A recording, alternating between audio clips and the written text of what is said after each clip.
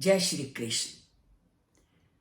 संसार में कोई ऐसा व्यक्ति नहीं है जो परम पिता परमात्मा भगवान की शक्ति से परिचित नहीं है, और वही हमारे जीवन का लक्ष्य है। ये हम सब अच्छी तरह से जानते हैं, परंतु ये सब जानने के पश्चात भी हम जब संसार में आते हैं तो हम अपने कार्यों में इतना व्यस्त हो जाते हैं कि उस परम पिता परमात्मा को भूल जाते हैं।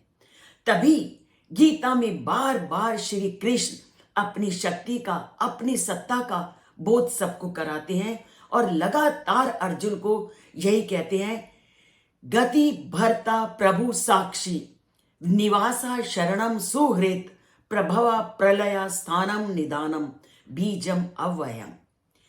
वो क्या कहते हैं कि मैं ही सबकी गति हूं, स्वामी हूं, साक्षी हूं, शरण हूं, निवास हूं, मित्र हूं, सभी को जन्म देने वाला, सभी का नाश करने वाला, सभी को स्थान देने वाला, सबका कारणभूत बीज भी मैं हूं और मैं कभी अविनाशी नहीं हूं।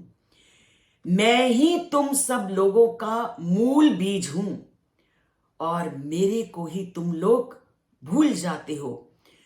तो मेरे को भूल जो आप संसारिकता में रम जाते हो, उस संसारिकता से ऊपर उठो और निरंतर उस लक्ष्य को प्राप्त करने का प्रयत्न करो जिसके लिए तुम्हें यह मानव शरीर की प्राप्ति हुई है।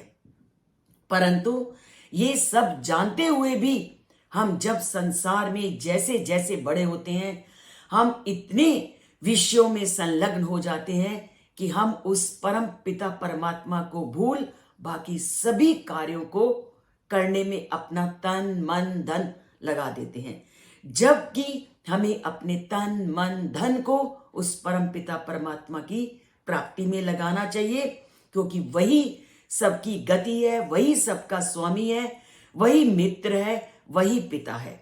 हम असली पिता, असली मित्र को छोड़ करके दुनिया के झमेलों में इतना फंस जाते हैं कि उसकी वास्तविकता को भूल जाते हैं।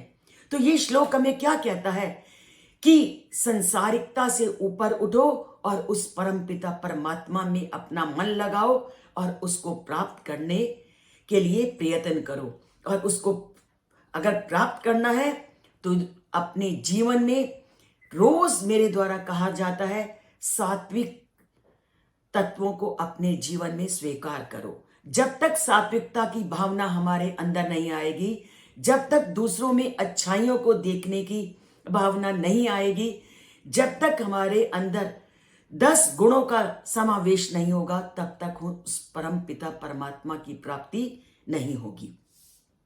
परम पिता परमात्मा को प्राप्त करना है तो सात्विकता को अपनाना है। जय श्री कृष्ण।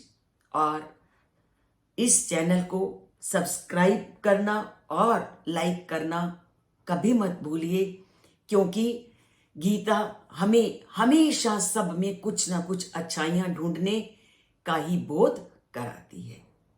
जय श्री कृष्ण।